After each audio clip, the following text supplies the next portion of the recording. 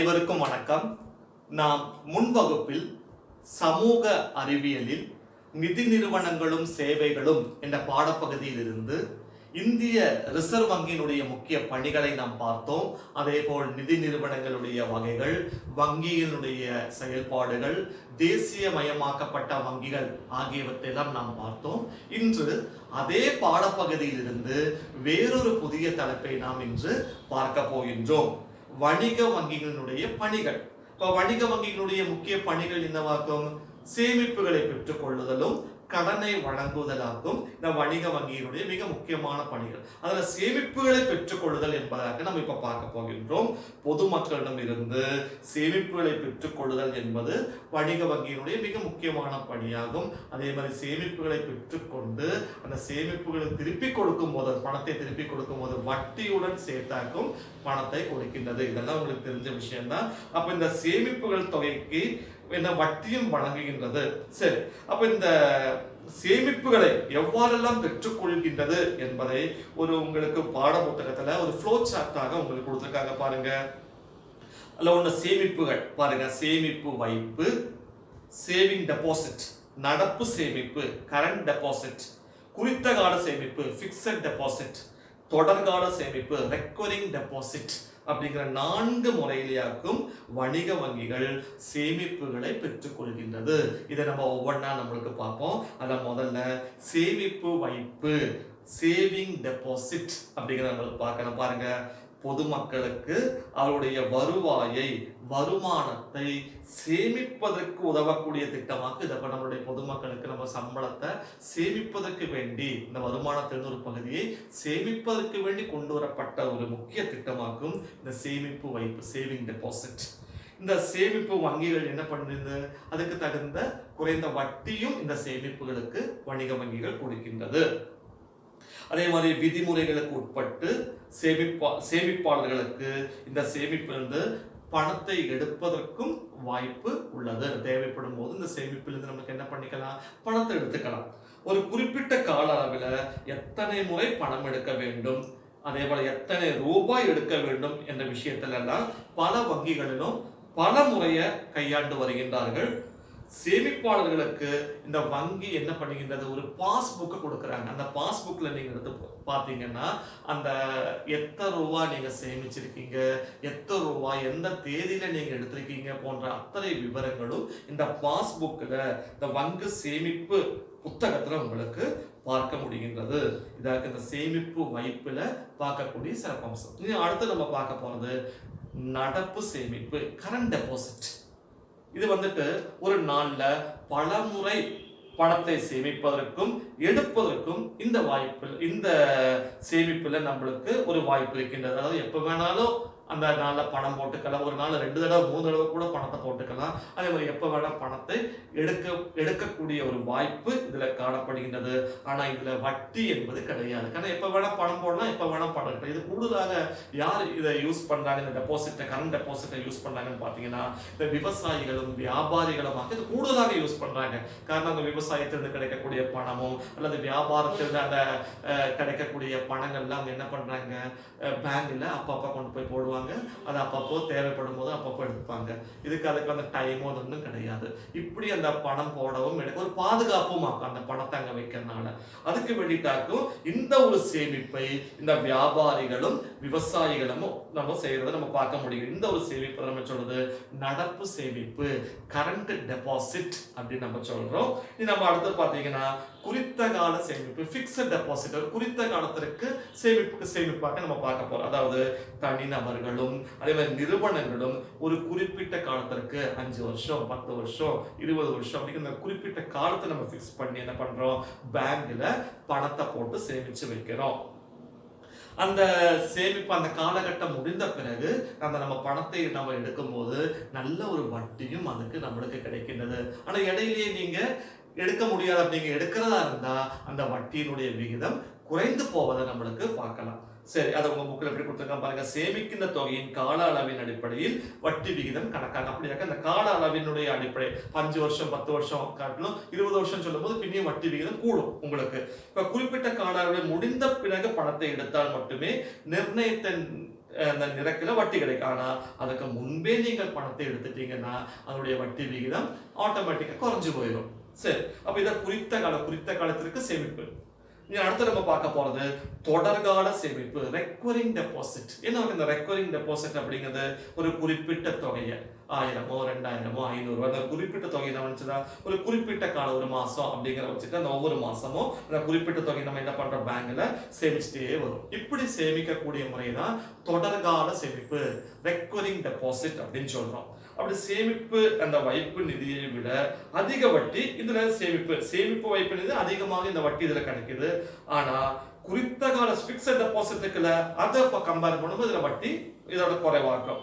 ஆனா சேமித்த தொகையை கால அளவு முடிஞ்ச பின்ன நீங்க அந்த டேர்ம் எல்லாம் முடிஞ்சு அந்த மாசம் கரெக்டா எல்லாம் நம்மளுக்கு அந்த சேமிப்பு அந்த கால அவதியில முடிஞ்சிட்டு நீங்க அந்த பணத்தை சேமிப்பு எடுக்கிறீங்கன்னு சொன்னீங்கன்னா நல்ல ஒரு வட்டியும் நம்மளுக்கு கிடைக்கின்றது. அப்ப தொடர்கால சேமிப்புன்னு என்னன்னு புரிந்தல உங்களுக்கு. இப்ப வணிக வங்கிகள் சேமிப்புகளை 4 முறையிலேயாக்கும் பெற்றுக்கொள்கின்றது பொதுமக்களிடமிருந்து. சேமிப்பு வைப்பு, நடப்பு சேமிப்பு, குறித்த கால சேமிப்பு, அதே மாதிரி தொடர்கால சேமிப்பு அப்படிங்கிற 4 முறையில வணிக வங்கிகள் சேமிப்புகளை பெற்றுக்கொள்கின்றது. இப்ப வணிக வங்கியுடைய 2வது பணி என்னவாக்கும்? பொதுமக்களுக்கு கடன் வழங்குதல். அப்ப அதை நம்ம பத்தி பார்க்கலாம்.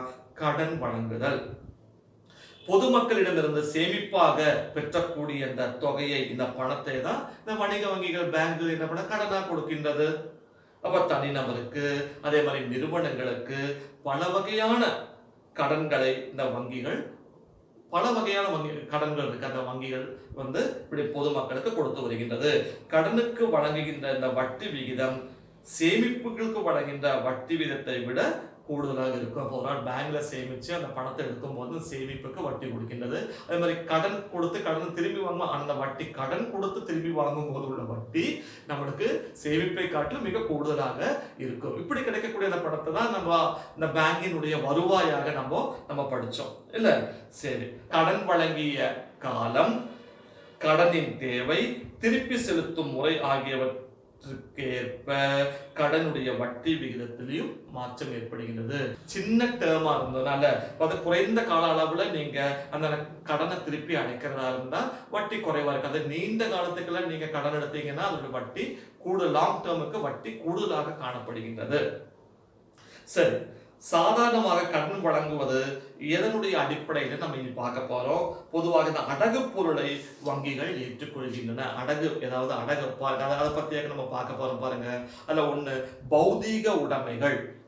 இப்ப பௌதீக உடைமைகள்னா இப்ப கோல்டு நகைகளோ அதே மாதிரி சொத்தினுடைய அந்த ஆதாரங்களை எல்லாம் நீங்க வச்சுட்டு பேங்க் என்ன பண்ணும், கடன் உங்களுக்கு சும்மா உங்களுக்கு பேங்க்ல போய் கடன் கேட்டா கொடுக்க மாட்டாங்க.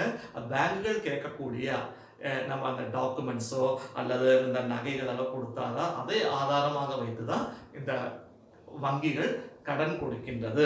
அதே மாதிரி நிரந்தர சேமிப்பு ஃபிக்ஸட் டெபாசிட் நம்ம பேங்க்ல ஃபிக்ஸட் டெபாசிட் அதனுடைய சர்டிபிகேட்ஸ் இருக்குல்ல, அந்த சர்டிபிகேட்டை வச்சுட்டு நம்மளுக்கு என்ன பண்ண பேங்க்ல இருந்து கடனை எடுத்துக்கலாம். எப்போ ஏதாவது ஒரு ஆதாரம் இருந்தால் மட்டுமே அந்த கட்டுப்பாட்டினுடைய அடிப்படையில வங்கிகள் உங்களுக்கு கடன் தரும். அதே மாதிரி ஊதிய சான்றிதழ், இப்போ கவர்மெண்ட் வேலை நம்ம இந்த மாதிரி கம்பெனிகளை வேலை செய்வோம், அதோட சேலரி சர்டிபிகேட் இல்ல வருமான சான்றிதழ், ஊதிய சான்றிதழ் வச்சுட்டு நம்ம என்ன பண்ணிக்கலாம் பேங்க்ல கொடுத்து அதன் அடிப்படையிலையும் என்ன பண்ணுது வங்கிகள் பொதுமக்களுக்கு கடன்களை வழங்குகின்றது. இவ்வாறு அடகு பொருட்களை ஏற்றுக்கொண்டோ வங்கிகள் என்ன பண்ண தனி மனிதனுக்கும் அதே மாதிரி நிறுவனங்களுக்கும் வழங்கக்கூடிய இந்த கடனை தான் நம்ம சொல்லுவோம் ரொக்க கடன், கேஷ் கிரெடிட், ரொக்க கடன் அப்படின்னு நம்ம சொல்லுவோம். பின் அது மாத்திரம் இல்லாம வேற பல தேவைகளுக்காகவும் இந்த கடன் நம்மளுக்கு வழங்குவதை பார்க்கலாம். ஒரு வேளாண்மை தேவைக்கு வேண்டி, விவசாயிகளுக்கு வேண்டி இந்த கடன் கொடுக்கின்றது. இப்போ நெல் இப்போ விதை விதைக்கணும், அதே மாதிரி அதை களை எடுக்கணும், அதே மாதிரி உரங்கள் அதுக்கு விவசாயத்துக்கு பண்ணும்போது நம்ம பணம் தேவை. அந்த சமயத்தில் நம்மளுக்கு இந்த வேளாண்மைகளுக்காக அப்ப அதுக்கு குறைந்த வட்டியில அந்த வேளாண்மைகளுக்காக இந்த பேங்க்கு நம்மளுக்கு கடன் கொடுக்கின்றது. அது மாதிரி வியாபார தேவைகள், சிறு தொழில் செய்வதற்கெல்லாம் இந்த வியாபாரத்திற்கு கடன் கொடுக்கின்றது. வீடு கட்டுவதற்கு, அதே மாதிரி வாகனங்கள், வண்டிகள் வாங்குவதற்கு, அதே மாதிரி வீட்டு ஜாமான்கள் வாங்குவதற்கு எல்லாமே இந்த வங்கிகள் கடன் வழங்குகின்றது. அப்போ வங்கிகள் பொதுமக்களுக்கு வேற என்னென்ன தேவைகளுக்கு கடன் வழங்குறது அப்படின்னு உங்களுக்கு புரிஞ்சிருக்கும்னு நினைக்கிறேன். நீ அடுத்தது பாருங்க, இந்த வணிக வங்கிகள் தனிநபருக்கு வழங்கின மற்றொரு கடனாக்கும் அதிக கடன், அதாவது ஓவர் டிராஃப்ட். இப்ப நீங்க ரொக்க கடனை பார்த்தீங்க, நீ அதுல வரக்கூடிய வேறொரு கடனாக்கும் ஓவர் டிராஃப்ட், அதிக கடன். அப்படின்னு அதிக கடன் அப்படின்னு நம்ம பார்க்கலாம். பாருங்க, ஒரு நபருக்கு, அதாவது இப்போ உங்க பேங்க்ல நீங்க ஒரு ஒரு ஃபிக்ஸ் ஒரு டெபாசிட், ஒரு பணம் நீங்க வச்சிருக்க, ஒரு ஃபார் எக்ஸாம்பிள் 10,000 ரூபாய் இருக்குதுன்னு நினைச்சுக்கோங்க ஒரு பேங்க்ல. அதை உங்களுக்கு 12,000 ரூபாய் கேட்கும்போது, நீங்க பேங்க்ல டெபாசிட் பண்ணிருக்கிறது 10,000 ரூபாய், ஆனா அதுக்காக 2,000 ரூபாய் 12,000 ரூபாயை நீங்க கேட்கும்போது வங்கி உங்களுக்கு கடன் வழங்கின்றது. அப்போ உங்க சேமிப்பை காட்டிலும் நீங்கள் அதிகமாக பேங்குக்கு பணம் கொடுக்கறது நம்ம என்ன சொல்றது, அதிக கடன். அது என்னன்னு பாருங்க, ஒரு நபருக்கு வங்கி கணக்கில் உள்ள உங்க அக்கவுண்ட்ல உள்ள தொகையை விட கூடுதலான பணம் எடுப்பதற்கு உள்ள வசதியாக்கும் இந்த அதிக கடன். இப்போ வங்கியில தொடர்ச்சியான கணக்கு வைத்திருப்ப, அதாவது நீங்க அந்த அக்கவுண்ட் ஹோல்டர்ஸ்க்கு தான், அதாவது அந்த வங்கியில உள்ள நபர்களுக்கு, உறுப்பினர்களுக்கு தான் இந்த இது செய்ய முடியும். வங்கி இந்த கடனை வழங்குகின்றது. சாதாரணமாக நடப்பு சேமிப்பு உடையவர்களுக்கு இந்த கடனை வழங்குகின்றது. இதற்கு ஒரு உதாரணம் உங்க புக்ல கொடுத்துருக்காங்க பாருங்க. ஒரு நபருடைய வங்கி கணக்குல, அக்கவுண்ட்ல 10,000 ரூபாய் இருக்குன்னு நினைச்சுக்கோங்க. அவருக்கு 12,000 ரூபாய் தேவைப்படுகிறது அப்படின்னு வச்சுக்கிட்டீங்கன்னா, வங்கி அவருக்கு 12,000 ரூபாய் கொடுக்கும். ஆனா அந்த அந்த அக்கவுண்ட்ல இருந்து கூடுதல் உள்ளது 2,000 ரூபாய் தானே. அந்த 2,000 ரூபாயை தான் நம்ம அதிக கடன் அப்படின்னு சொல்றோம். அந்த 2,000 ரூபாய் அதிகமா உள்ள தொகைக்கு வட்டியும் இந்த பேங்க் வசூலிக்கின்றது. அப்போ வணிக வங்கியினுடைய இரண்டாவது பணியான கடன் வழங்குதலை நம்ம பார்த்தோம். அதுல ரொக்க கடன், அதிக கடன், அப்போ அதே மாதிரி இதுல இந்த சிறப்புகளை நம்ம பார்த்தோம். இனி நம்ம பார்க்க போறது இந்த வங்கிகள் வழங்கக்கூடிய பிற வசதிகளும் தேவைகளும் அப்படிங்கிற தலைப்பையாக நம்ம பார்க்க போறோம். பாருங்க, வங்கிகள் அடிப்படை பணிகளை செய்வதுடன், என்ன வங்கிகளுடைய அடிப்படை பணிகள், சேமிப்புகளை பெறுதல், கடன் வழங்குதல், இது போகாம வேற என்னெல்லாம் வசதிகளை பொதுமக்களுக்கு செஞ்சு கொடுக்கிறதுனாக்க நம்ம இப்ப பார்க்க போறோம். பாருங்க, வங்கிகளின் அடிப்படை பணிகளை செய்வதுடன் வேறு சில வசதிகளையும் சேவைகளையும் பொதுமக்களுக்கு பேங்குகள் செய்து வருகின்றது. இப்போது எல்லா வங்கிகளிலும் அவர் வழங்கும் வசதிகளை, சேவைகளையும் நம்மளுக்கு பார்க்கவும் முடிகின்றது. என்னெல்லாம் நம்மளுக்கு பார்க்கலாம் பாருங்க. வணிக வங்கிகள் பொதுமக்களுக்கு வழங்குகின்ற சில சேவைகளும் வசதிகள் எல்லாம் உங்க அந்த பகுதியில, பாடப்பகுதியில கொடுத்திருக்காங்க பாருங்க. தனிநபருக்கு, அதுல முதல் வசதி லாக்கர் வசதி. அது என்னன்னு நம்ம பார்க்கிறோம் பாருங்க. பெட்டக வசதி, அதாவது உங்க வீட்டில் இருக்கக்கூடிய அந்த கோல்டோ இல்லாட்டி இந்த இடத்தினுடைய அந்த பத்திரமெல்லாம் நம்ம வீட்டில் வைக்கிறது அப்படிங்கிறது சேஃப் இல்லை. அப்போ நம்ம என்ன பண்ணிக்கலாம், பேங்க்ல உங்களுக்கு அக்கௌண்ட் இருந்ததுன்னா நம்மளுக்கு ஒரு லாக்கர் உபயோகித்து பெட்டக வசதியை நம்ம யூஸ் பண்ணி அதை நம்மளுக்கு சேவ் வைக்கலாம். அதுக்குள்ளே அந்த இன்ட்ரெஸ்ட், அந்த வட்டி, நம்மளுக்கு தொகை அந்த பேங்க் பிடிக்கும். அதை பற்றியாக்க நம்ம கொடுத்துருக்காங்க பாருங்க. தனிநபருக்கும் நிறுவனங்களுக்கும் அவர்களுடைய மதிப்பு கூடிய பொருட்களான தங்கம், அதுவே சொத்தினுடைய சொல்லக்கூடிய சொத்தினுடைய ஆதாரம் போன்றவைனா பாதுகாப்பதற்கு உரிய பாதுகாப்பிற்கு வேண்டிய பெட்டக வசதியை எல்லா வங்கிகளும் இப்ப செய்து வருகின்றன. லாக்கர் வசதி, இப்ப நம்ம பாதுகாப்பாக அந்த லாக்கர்ல பேங்க்ல சேஃபா நம்ம வச்சுக்கலாம். பொருட்கள் பாதுகாக்கப்பட்டுள்ள அந்த பாதுகாப்பு பெட்டகத்தினுடைய ஒரு சாவி உங்களுக்கு கொடுத்துருக்காங்க. அதுல 2 சாவி இருக்கு. அந்த லாக்கருக்கு, அந்த பெட்டகத்துக்கு 2 சாவி இருக்கு. அதுல ஒரு சாவி உங்களுக்கு, இன்னொரு சாவி அந்த பேங்க்லயும் இருக்கும். அப்ப அதை நீங்க ஓபன் பண்ணணும் அப்படின்னு சொல்லிச்சுன்னா, திறக்கணும்னு சொல்லிச்சுன்னா உங்களுடைய சாவியும் அதே மாதிரி வங்கியில் உள்ள அந்த சாவியும் போட்டு திறந்தாதான் அந்த பெட்டகம் நம்மளுக்கு அந்த லாக்கரை திறக்க முடியும். அப்ப அத்தனையும் சேஃபாவாக்கும் அந்த இது நம்மளுக்கு வசதிகள் செஞ்சு கொடுத்துட்டு இருக்காங்க பாருங்க. பொருட்களில் பாதுகாக்கப்பட்டுள்ள பாதுகாப்பு பெட்டகத்துடைய ஒரு சாவி உரிமையாளரிடம் மற்றொரு வங்கியிலும் பாதுகாக்கப்படுகிறது. இருவரும் சேர்ந்தால் மட்டுமே பாதுகாப்பு பெட்டகத்தை நம்மளுக்கு அந்த லாக்கரை திறக்க முடியும். இந்த வசதியை வழங்குவதற்கு வாடிக்கையாளர்களிடமிருந்து நமக்கு என்ன பண்றாங்க, ஒரு குறிப்பிட்ட தொகையை சேவை கட்டணமாக பேங்க் வாங்கவும் செய்கின்றது. அப்போ வங்கிகள் வழங்கக்கூடிய வசதிகள்ல ஒரு வசதியானது இந்த லாக்கர் வசதி நம்ம பார்த்தோம். நம்ம அடுத்து பார்க்கக்கூடியது காசோலை, டிமாண்ட் டிராஃப்ட். அது எப்படின்னு நம்ம பார்க்க போறோம். பாருங்க, பணத்தை வந்துட்டு ஒரு இடத்தில் இருந்து வேறொரு இடத்துக்கு நம்ம அனுப்பணும்னு வைங்க, இல்ல அப்ப பேங்குகளுக்கு அந்த வசதிக்காக பேங்குகள் செய்து கொடுக்கறதாக்கு இந்த வரைவு காசோலை, டிமாண்ட் டிராஃப்ட் அப்படின்னு சொல்லலாம். இதன் மூலம் நம்ம என்ன பண்ணலாம், ஒரு இடத்துல இருந்து வேற இடத்திற்கு நம்மளுக்கு பணத்தை நம்மளுக்கு அனுப்ப முடியும். இப்போ வங்கி வழங்கும் இந்த சேவைக்கு வங்கியில் கொடுக்க வேண்டிய அந்த ஒரு ஃபார்ம் உங்க புத்தகத்துல கொடுத்துருக்காங்க பாருங்க, ரோஸ் கலர்ல அந்த ஃபார்மும், அதே மாதிரி வங்கி வரைவு காசோலை அந்த டிமாண்ட் டிராஃப்டினுடைய அந்த ஒரு படமும் கொடுத்துருக்காங்க. அந்த ஃபார்மும் அந்த காசோலையோட டிடியினுடைய அந்த காசோலையும் உங்களுக்கு கொடுத்துருக்காங்க. பார்க்க முடியுதா பாருங்க. அப்போ உலகில எந்த பகுதிகளுக்கும் அதாவது ஒரு பணத்தை ஒரு இடத்துல இருந்து வேறொரு இடத்திற்கு அனுப்புறதுக்கு நம்மளுக்கு இந்த முடிகின்றது. அதே மாதிரி பாருங்க, உலகில் எந்த பகுதியில் இருந்தும் பணத்தை தன்னுடைய வங்கி கணக்கில் அல்லது வேறொரு நபரின் வங்கி கணக்கில் அனுப்புவதற்கும் வங்கிகள் வாய்ப்பு வசதிகள் செய்து வருகின்றது. இந்த சேவை தான் என்ன சொல்றது, மெயில் பரிமாற்றம். அந்த பண பரிமாற்றத்தை விட வேகமாக செய்தி வழியாக நம்மளுக்கு என்ன பண்ண பணம் அனுப்புவதற்கு வங்கிகள் பேங்குகள் ஏற்பாடு செய்து அமைப்பதுன்னு சொல்றது தந்தி பரிமாற்றம் அப்படின்னு நம்ம சொல்றோம். அப்போ இது ஒரு மிக முக்கியமான சேவையாக்கும். அப்போ நம்ம அதே மாதிரி அடுத்து நம்ம பார்க்க போறது ஏடிஎம். அதாவது வங்கிகள்ல செல்லாமலேயே எந்த நேரத்திலும் பணத்தை எடுப்பதற்கும் தானியங்கி வசதிகள், அதோட ஃபுல் ஃபார்ம் பாருங்க, ஆட்டோமேட்டட் டெல்லர் மிஷின், ஏடிஎம். அது உங்களுக்கு இப்போ எல்லாருக்கும் தெரியும் இந்த ஏடிஎம் பத்தி.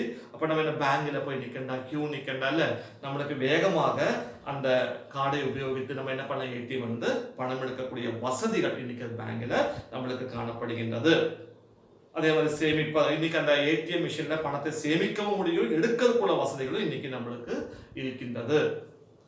அப்போ நம்மளுக்கு வங்கிகளுடைய வழங்கக்கூடிய வசதிகளும் சேவைகளுக்கு நம்ம பார்த்தோம். இல்லை ஒன்று லாக்கர் வசதியை நம்ம பார்த்தோம். அதே மாதிரி வரைவு காசோட டிமாண்ட் ஆஃப் டிடி அதை நம்ம பார்த்தோம். அதே மாதிரி தந்தி பரிமாற்றத்தை பற்றி பார்த்தோம். ஏடிஎம் உடைய அந்த சிறப்புகளை நம்ம பார்த்தோம். இதெல்லாம் இன்னைக்கு வங்கிகள் நம்ம பொதுமக்களுக்கு வழங்கக்கூடிய வசதிகளும் சேவைகளும் இதெல்லாம். நீ நம்ம இந்த ஏடிஎம் கார்டை பத்தி உங்களுக்கு ஒரு சின்ன குறிப்பை கொடுத்துருக்காங்க பாருங்க. ஏடிஎம் அட்டையில எவையெல்லாம் உட்படுத்தப்பட்டுள்ளது, உங்களுக்கு ஏடிஎம் கார்டை நீங்க பார்த்துருப்பீங்க. அந்த ஏடிஎம் கார்டுல என்னெல்லாம் செய்திகள் அந்த ஏடிஎம் கார்டுல நம்மளுக்கு பார்க்க முடியும். அல்ல ஒண்ணு, அந்த ஏடிஎம் அட்டையினுடைய அந்த கார்டு நம்பர் நம்மளுக்கு அதில் பார்க்கலாம். அதே மாதிரி வங்கியினுடைய எந்த பேங்கினுடைய ஏடிஎம் கார்டு அப்படி அந்த பேங்கினுடைய பேர் எழுதியிருக்கிறத நம்மளுக்கு பார்க்க முடிகின்றது. அதே மாதிரி வங்கியினுடைய முத்திரை அந்த சீல் நம்மளுக்கு பார்க்கலாம். அதே மாதிரி தேதி, அந்த கார்டினுடைய அந்த எக்ஸ்பைரி டேட்ல எந்த கால அளவு இந்த அட்டையை உபயோகப்படுத்த முடியும் அப்படிங்கிற அந்த டேட் நம்மளுக்கு பார்க்க முடிகின்றது. அதே மாதிரி அந்த பெயர் அந்த யாருடைய அட்டையோ அந்த அட்டையினுடைய நம்மளுடைய பெயர் அது நம்மளுக்கு காணப்படுகின்றது. இது போன்ற ஒருபாடு செய்திகள் நம்ம அந்த ஏடிஎம் அட்டையில நம்மளுக்கு பார்க்கலாம். இந்த ஏடிஎம் அட்டையை உபயோகித்து நீங்க பணம் எடுக்கிறதுக்கு ஏடிஎம் சென்டருக்கு நீங்க போறீங்க. அப்ப அதில் கவனிக்க வேண்டிய நிறைய விஷயங்கள் இருக்குது. அப்ப இந்த விஷயங்கள் நீங்க கவனிக்கல அப்படின்னு சொல்லிச்சுன்னா பணமானது உங்க கையிலிருந்து நஷ்டப்படுறதுக்கு வாய்ப்பு இருக்கின்றது. இப்ப என்னெல்லாம் இந்த ஏடிஎம் சென்டர்ல போனா நீங்க கவனிக்கணும் அப்படிங்கிறத பத்தி ஒரு குறிப்பு கொடுத்திருக்காங்க பாருங்க. ஏடிஎம் அட்டையை பயன்படுத்தும் போது கவனிக்க வேண்டியவை ரொம்ப முக்கியமான ஒரு விஷயம் பாருங்க. அறையில் வேறு எவரும் இல்லை என்பதை உறுதி செய்ய வேண்டும். இப்ப நீங்க ஒரு ஏடிஎம் ரூம்குள்ள போனா நீங்க மாத்திரம் வேற யாரும் கூட இருக்க கூடாது. வேற வெளியில ஆளுக அதுக்குள்ள சம்மதிக்கவும் நீங்க கூடாது. ஏடிஎம் ரகசிய குறியீட்டு எண், பின் நம்பர் சொல்லுவாங்கல்ல, அந்த பின் நம்பரை யாருக்கும் காணிச்சு கொடுக்க கூடாது. அவங்க அந்த பின் நம்பரை கொடுத்து நீங்க வேற ஆளுகளை எடுக்கவும் சொல்லக்கூடாது. அதே மாதிரி பணத்தை எடுத்த பின்பு நம்மளுக்கு அந்த ரசீது பெற்றுக்கொண்ட பிறகு நம்ம பேலன்ஸ், நம்ம இத்தனை ரூபா நம்ம சேமிப்புல இருந்து இத்தனை ரூபா நம்ம எடுத்த மீதி 10 ரூபா பேலன்ஸ் இருக்குதான்னு சொல்லிட்டு கரெக்டா செக் பண்ணவும் செய்யணும். அதுல அது மட்டும் இல்லாமல் அந்த ரசீதை கவனமின்றி நம்ம ஏடிஎம் நம்ம பணம் எடுத்து அந்த ரெசிப்ட் கவனம் இல்லாம அங்க தூக்கி போட்டு வரவும் கூடாது. இதெல்லாம் நீங்க ரொம்ப கவனமா செய்யக்கூடிய ஒரு விஷயமாக இந்த காலகட்டத்துல இந்த செஞ்சீங்க அப்படின்னு சொன்னா உங்க பணம் உங்களுக்கு நஷ்டப்படாது. அப்ப அதை கவனிக்கக்கூடிய விஷயங்களாக்கும் உங்களுக்கு இந்த புத்தகத்துல கொடுத்திருக்காங்க. சரி பாருங்க, நீ இந்த பணத்தை கையில் பாதுகாக்காமலேயே பொருட்களை வாங்குவதற்கான உதவுகின்ற கடன் அட்டைகள், அது மிக முக்கியமான ஒரு வசதியா கடன் அட்டைகள் இல்ல நம்மளுக்கு இன்னைக்கு வங்கிகள் கொடுத்து வருகின்றது. இந்த கடன் அட்டை இருந்தது அப்படின்னு சொல்லிச்சுன்னா, அதாவது உங்க அக்கௌண்ட்ல பணம் கொஞ்சம் இத்தனை ரூபா இருக்கு நினைச்சுக்கோ, 10,000 ரூபா இருக்கு அப்படின்னு சொல்லிச்சுன்னா, அப்ப அந்த அந்த அக்கௌண்ட் ஹோல்டருக்கு என்ன பண்றீங்க அப்படின்னு சொல்லிச்சுன்னா கடன் அட்டை கொடுக்குது. அப்ப கடனாகவே அப்ப நீங்க அந்த பொருட்களை நீங்க அந்த அட்டையை உபயோகித்து உங்களுக்கு வாங்கிக்கலாம். ஆனா அந்த பணத்தை நீங்க பேங்க்ல செலுத்தினா போகும். அந்த ஒரு வசதி இன்னைக்கு பேங்க்ல செஞ்சு கொடுக்குறாங்க. பாருங்க, பணத்தை கையில் பாதுகாக்காமலேயே பொருட்களை வாங்குவதற்கு உதவுகின்ற கடன் அட்டைகள் இன்னைக்கு வங்கிகள் வழங்கி வருகின்றது. இந்த கடன் அட்டை என்பது ஒரு பிளாஸ்டிக் அட்டையாகும். நீங்க ஏடிஎம் கார்டு மாதிரி ஒரு அட்டை, பிளாஸ்டிக்ல செஞ்ச ஒரு அட்டையாகும். வங்கி கணக்கில் பணம் இல்லாவிட்டாலும், உங்க அக்கௌண்ட்ல பணம் இல்லாட்டினாலும் இதை பயன்படுத்தி நீங்க என்ன பண்ணலாம், ஒரு கடையில போய் பொருட்களை வாங்கி பொருட்களும் சேவைகளும் வாங்குவதற்கு இந்த கடன் அட்டையினால உங்களுக்கு முடியும் அப்படின்னு சொல்றதா இந்த வசதி பேங்க் செஞ்சு கொடுத்துருக்குது. அதே மாதிரி குறிப்பிட்ட நாட்களுக்கு பணத்தை நம்ம என்ன பண்ண வங்கியில் சேமித்தால் போதும். நம்மளுக்கு இதற்கு வங்கி கணக்கு வேண்டும். அதுக்கு நம்ம கண்டிப்பா அந்த பேங்க்ல ஒரு அக்கௌண்ட் ஹோல்டராக நம்ம அந்த உறுப்பினராக அந்த பேங்க்ல இருக்கணும். அவங்களுக்கு மாத்திரம்தான் அந்த கடன் அட்டையானது பேங்க் வழங்குகின்றது.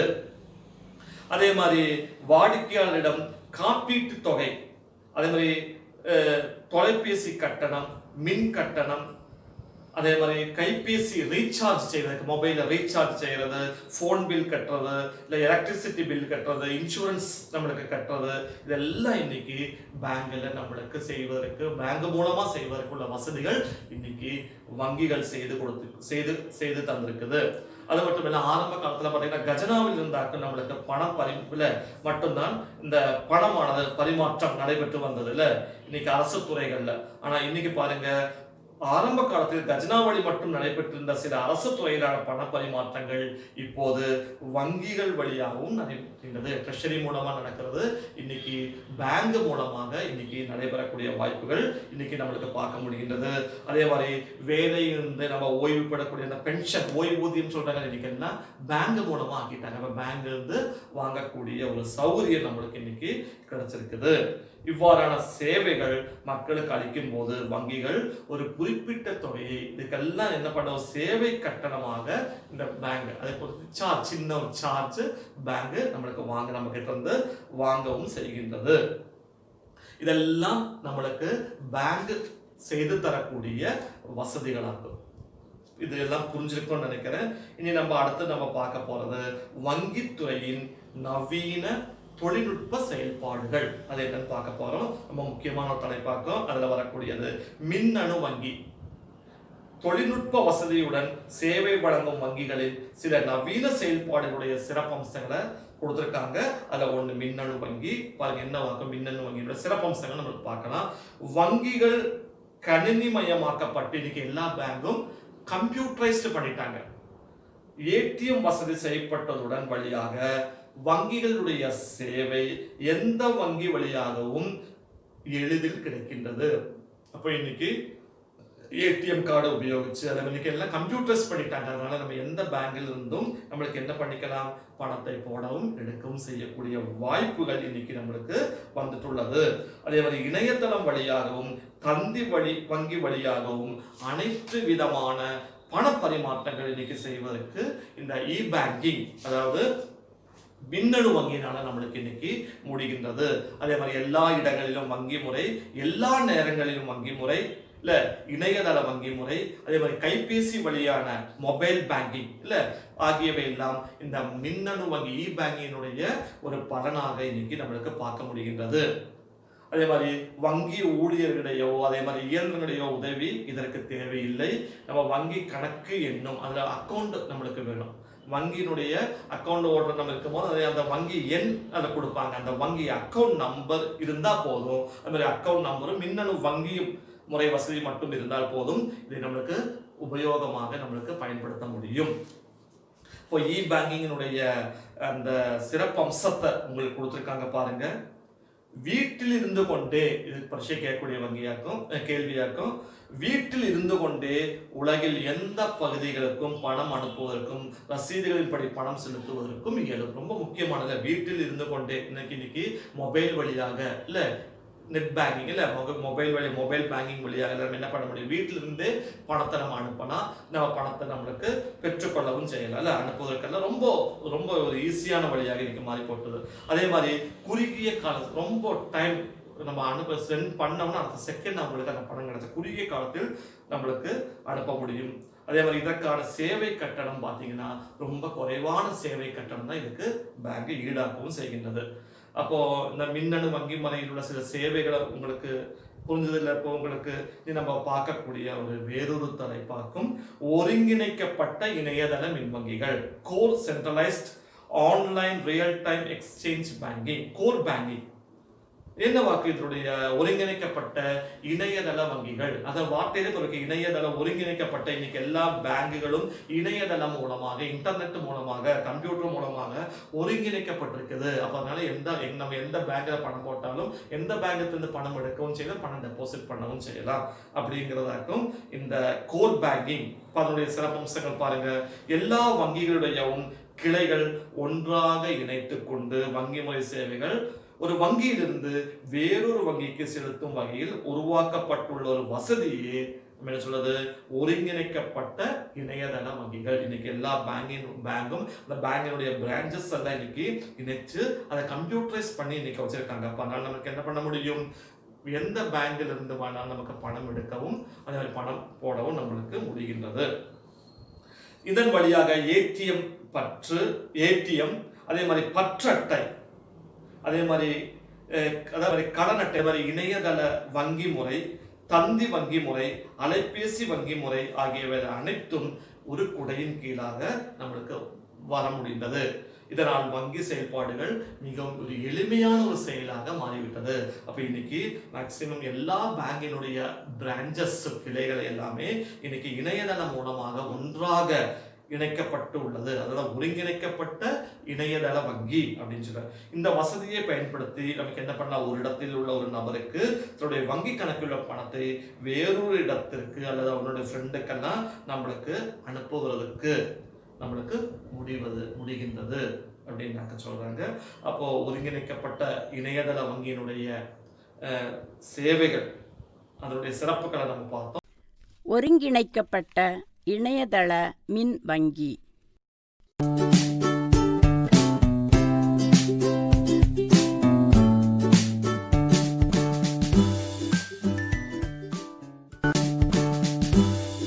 எல்லா வங்கிகளுடையவும் கிளைகளை ஒன்றாக ஒரு மத்திய சேவை மையத்தின் கீழ் கொண்டு வந்து வங்கி சேவைகளை ஒரு வங்கியிலிருந்து வேறொரு வங்கிக்கு நடைமுறைப்படுத்தும் விதம் ஒழுங்குபடுத்தப்பட்டுள்ள அமைப்பே ஒருங்கிணைக்கப்பட்ட இணையதள மின் வங்கி.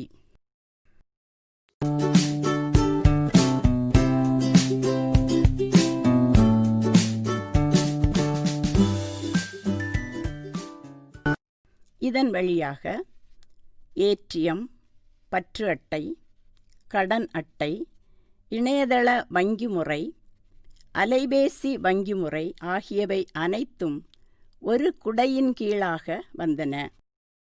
இதனால் வங்கி செயல்பாடுகள் இலகுவாயின.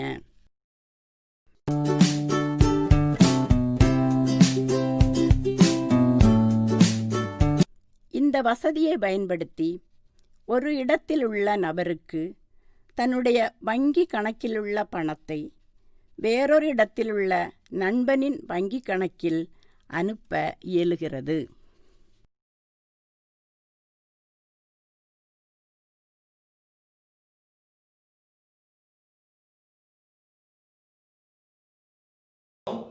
இந்த பாடப்பகுதி எல்லாம் உங்களுக்கு புரிஞ்சிருக்கும்னு நினைக்கிறேன். சரி, நீ தொடர் செயல்பாடுகளாக ஒரு 2-3 கேள்வி நான் உங்களுக்கு தரேன். அதை நீங்க எழுதிக்கோங்க. ஃபர்ஸ்ட் எழுதிக்கோங்க, வணிக வங்கிகளுடைய மிக முக்கியமான பணிகளை குறிப்பிடுக. வணிக வங்கிகளின் மிக முக்கியமான பணிகள் யாவை? எழுதிட்டீங்களா? நீ நம்ம அடுத்தது பார்க்க போறோம். வங்கிகள், அடுத்த கேள்வி, வங்கிகள் வழங்கும் பிற வசதிகளும் சேவைகளும் யாவை குறிப்பிடுக. ஒரு கேள்வி கூட சொல்றேன். மின்னணு வங்கி சேவைகளை குறிப்பிடுக. ஒருங்கிணைக்கப்பட்ட இணையதள வங்கியினுடைய சிறப்புகளை குறிப்பிடுக.